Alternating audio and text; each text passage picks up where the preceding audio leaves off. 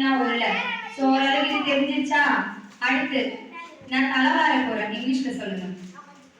நான் தலவார போறேன். அப்படில சொல்றேன். தலவாரமா? எனக்கு தலவார காலேஜ் நான் தலவாரேன். என்ன சொல்லுங்க? I comb my hair. comb தலவாரன்னு அர்த்தம். I comb my hair. இது I comb my நான் மூஞ்சி கழுவ போறேன். I wash my face. I wash my face. நான் பல்லு விளக்க போறேன். I brush my teeth. I brush my teeth. Okay.